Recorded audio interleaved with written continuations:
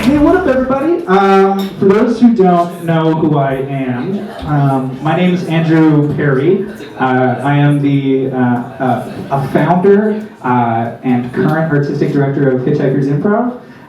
For those of you who, there's so many people here who I haven't seen before, so that means that you might have no idea who we are, which is amazing. I'm totally okay with that. What we do is we are a theater company who creates theater on the spot. We get to make things based off of audience suggestions and create something in the moment that doesn't exist. Well, it does exist in the moment, but it won't exist afterwards, and it had never existed before, and it'll never be the same. Every time that someone comes to one of our shows, is that they get to have a series of inside jokes with their friends and pals. Great. Let's start off with a story, because that's what we're here for tonight. I was born at a very young age. And by the time that I was in the 11th grade, I was in a very dark spot in my life. I had just moved to, well, I didn't just move, but I had been through, my punk rock phase was just starting to come to a close, and I was done thrashing in mosh pits filled with blood and beer and blood. And it was just like a weird spot, and then this beautiful man who everyone would have seen at the door, Cameron Chowman, who's one of the other founders of Hitchhikers, had said to me, "Why don't you come try this thing out? You're a funny guy." And I was like, "No," but I guess I was. And I was introduced into this world of just like acceptance and laughter. It started in high school through something called the Canadian Improv Games, and then that ended up transferring over when we had left high school and realized that there was no place to do it anymore. There was no place for us to exist with that and make people laugh. And just like an aside, making people laugh is one of the most beautiful things in the world, because you know that someone's there in the moment with you. You can't laugh if you're not paying attention. You can't truly get that guttural from your grandfather unless they're there with you. My grandfather is a drunk British man, according to that impression. He's not British. He's a man, I guess. But you get to be there with people just in that moment, which is just beautiful. So I guess where we started from is that it was four of us who just wanted to keep creating. We wanted to keep doing this thing that we loved so much from when we were teenagers, that we all got together and we just started. We went to the Creative City Center. Shout out to Creative City Center, because I don't think we would be where we are now, which I'll get to at some point. If it wasn't for them for allowing us to create an art form in the moment. And we had started by doing just these tiny shows. I remember one of our first shows was of 12 people, which was just the four of our parents who had shown up. And we were like, "Great, thank you, Mom and Dad, and Mom and Dad, and Mom and Dad, and Mom and Dad." And from there we ended up growing, and it just kept moving forward, where in our third year of doing shows at the CCC, we had realized that there were so many more people who had the same ambition and love for making people laugh as we did, this giant community of people. And we took a pretty big risk when we changed from just four of us doing it to what we now consider, and still feels so weird to say, but a company. We had asked 14 of our friends that we had met through the games, who were a couple years younger enough than us, if they would pay us to start doing what we were doing. And they said yes. They said yes, immediately.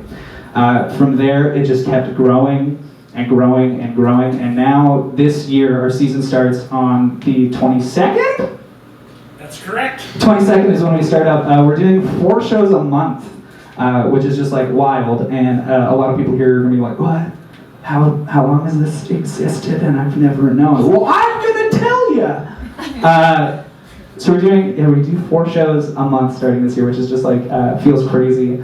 I won't plug us too much because we're here to make emotional connections about what we do.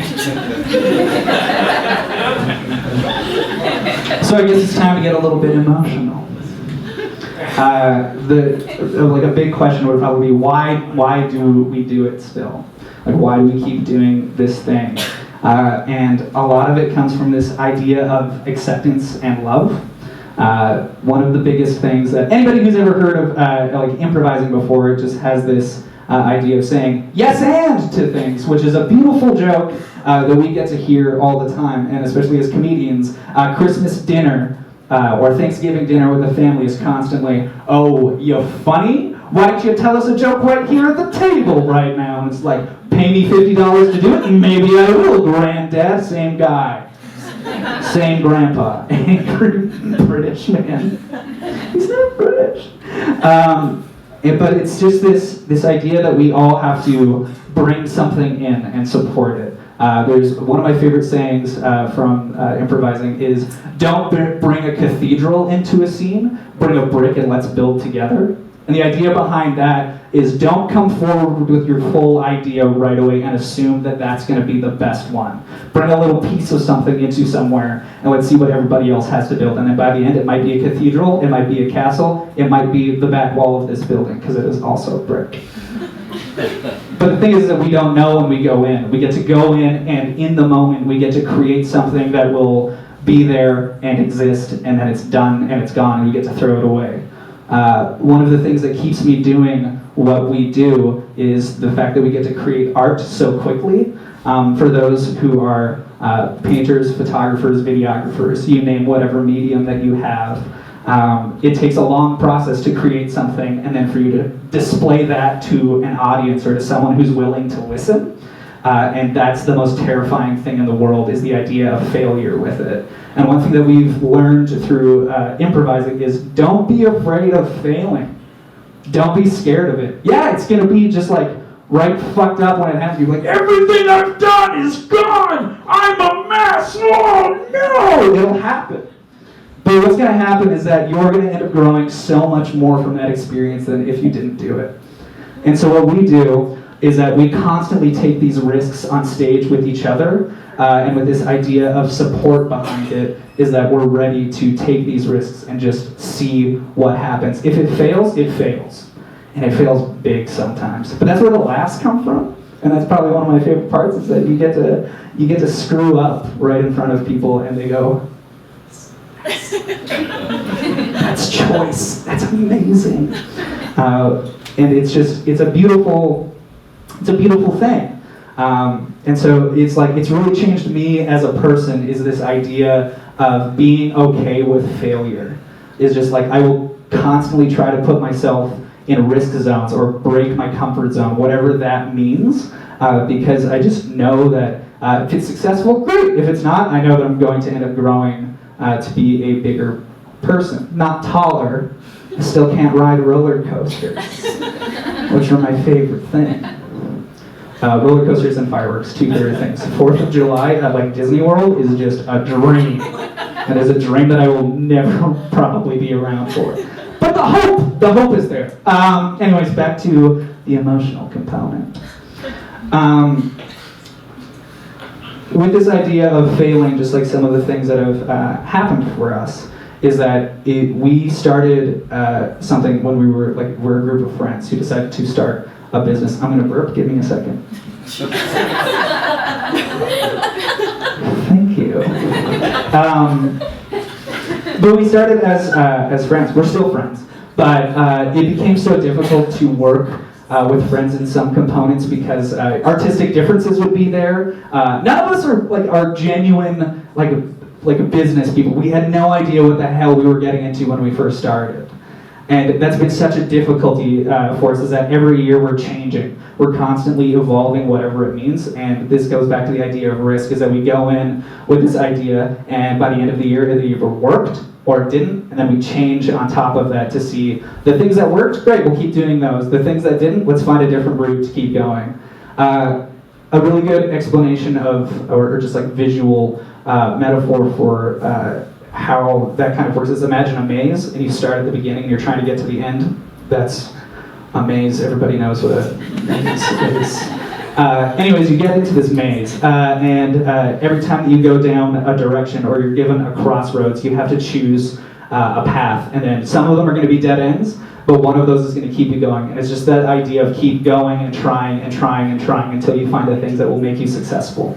Because it's that idea of failing that will make that success so much better when you get to the end goal and you finally leave the labyrinth and the Minotaur is chasing behind you and you go, no! And they're gone.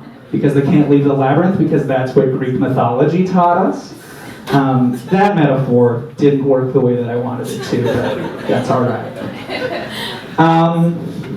And so some of our just like our work with that and that idea of being okay with the failures, that it kept us growing. One of the other things that keeps me wanting to do what we do is recently we kind of did like this self-discovery upon ourselves, was that so many comedians deal with mental health in a variety of ways, be that an illness or just be that not being in a good space for things like heartbreak or just having a bad day, just something that was so negative that overpowers you. And you don't know what to do about it, is that you know that you have the ability to come into the room and just like leave it at the door because you're about to go into a room full of positivity and acceptance. And for me, there's nothing greater than watching someone start in a room just sad as hell and have the ability to create something with people that they have recently met and just know that that support and acceptance is there for there to be something beautiful and positive out of it. There's such a beauty in that idea of us performing it so that people can laugh at what we do. It's just, there's not words, so I'll do an interpretive dance to describe it.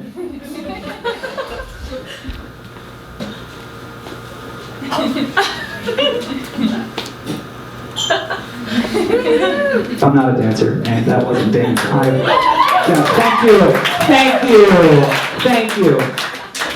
One of the other things that keeps me doing what I do is something that we got told not to do once we became adults, and that was the idea of play. Like, we just completely lost it. It was like, you have to be formal, you have to wear so on and so forth. You're put into a box, let's put this metaphor on it too. Society came down after us. But we got the idea of the reminiscence of being children. We had the ability to play. We got to discover whatever it was that we found fun in a moment. We got to just figure it out together. And that, I think, is just like the most, no, I'm scared of heights, which directly conflicts with my love of roller coasters. But we got to discover what it was like to be a kid again, where we were constantly just like making shit up. One of my favorite memories from when, this would have been this last year at Christmas, is that not my nephew, but my aunt's kid, don't know what that makes us family-wise, a cousin? Sure, let's go with that. Is that he had recently watched episode 5 of Star Wars,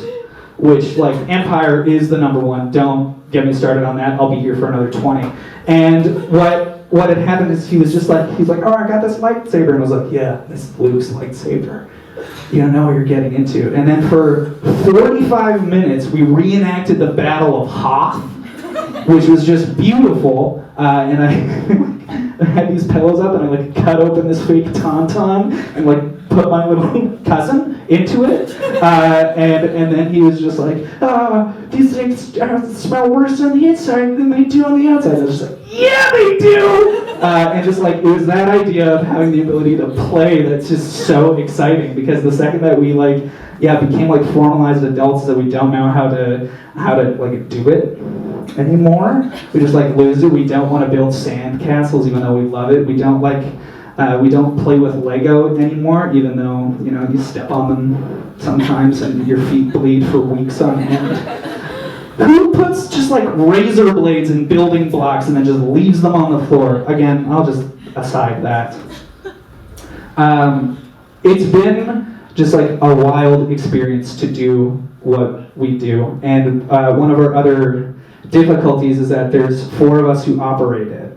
And the hardest part is that all of us don't have the ability to actually do it full time. It's not something that has ever been available for us to become workers of such. So what happens is that we work 40-hour weeks, so that way we have the ability to create these for other people. We have the ability to create a platform for other people to enjoy smiling and laughing and creating a world of acceptance and positivity for others, because we know what it's done for us. We want to keep doing that for other people. And it's something that I love so much and put so much time and effort into to give a shit about, because I just know how good it is for us as performers, for an audience of people to come and just like laugh for a moment, to just take a step outside of themselves and come to a show and enjoy it, or for the performers to switch their masks from tragedy to laughter for a while, just to be there. It's something that I would like to say has just like changed so many people that I'm around. And the community itself is so filled with so much positivity and energy of beauty that it's the people that have become my best friends. It's the people that I am mentored by. It has brought me the first person that I ever fell in love with. It was just this beautiful arrangement of positivity and smiling and bits. Oh God, so many good bits. One of my favorite bits of all time, use this in the future for you, is you grab two objects and then you say, hey, would you still love me if my nipples looked like this? For example.